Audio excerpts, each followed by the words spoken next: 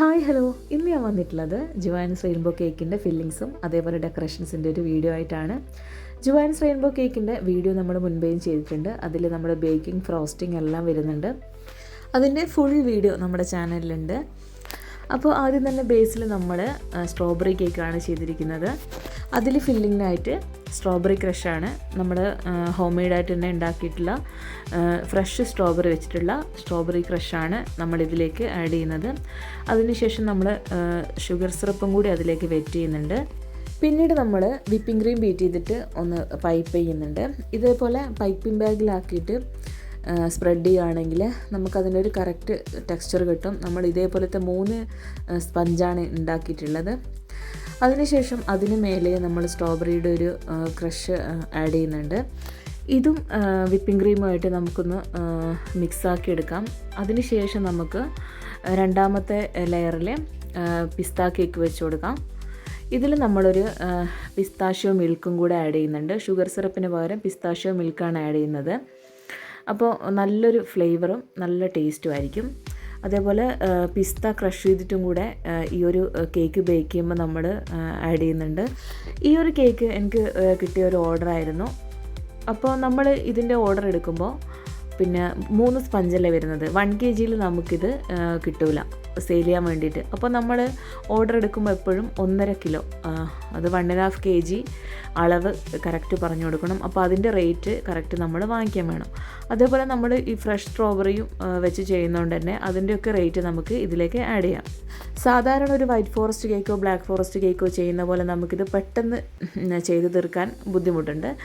നമുക്ക് ഓരോ സ്പഞ്ചും പിന്നെ ബേക്ക് ചെയ്ത് അങ്ങനെയാണ് നമ്മൾ ഈ കേക്ക് ഫിനിഷ് ചെയ്തെടുക്കുന്നത്. ആദ്യം സ്ട്രോബെറി സ്പഞ്ച് ഒന്ന് ബേക്ക് ചെയ്യും, അതിനുശേഷം പിസ്ത, അതിനുശേഷം ഓറഞ്ച് കേക്ക്. അങ്ങനെയാണ് ഈ ഒരു കേക്ക് കംപ്ലീറ്റ് ചെയ്യുന്നത്, ബേക്ക് ചെയ്ത് കംപ്ലീറ്റ് ചെയ്യുന്നത്.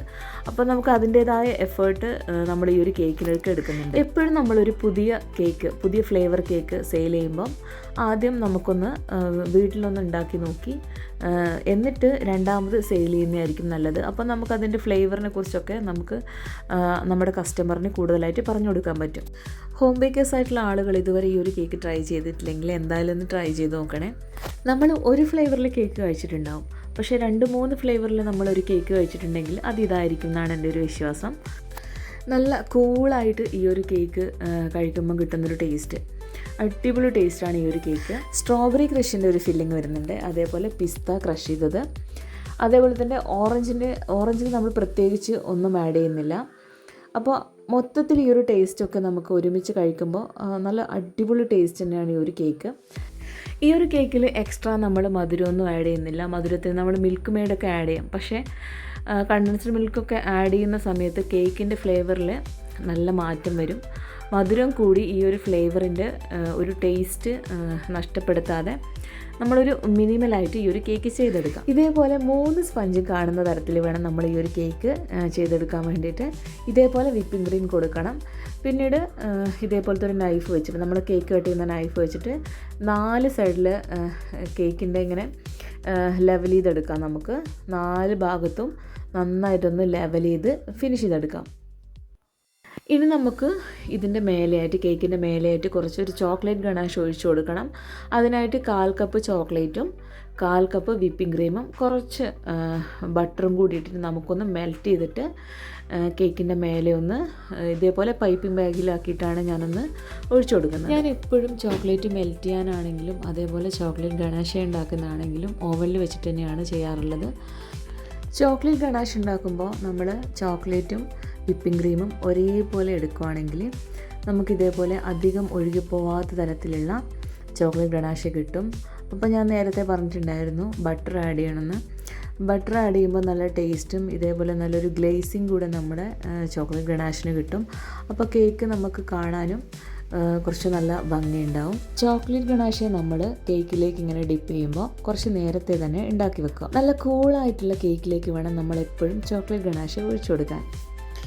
ഈ ഒരു കേക്കിൻ്റെ ടിപ്പിക്കൽ ഡെക്കറേഷൻ എന്ന് പറയുന്നത് ഇങ്ങനെയാണ്.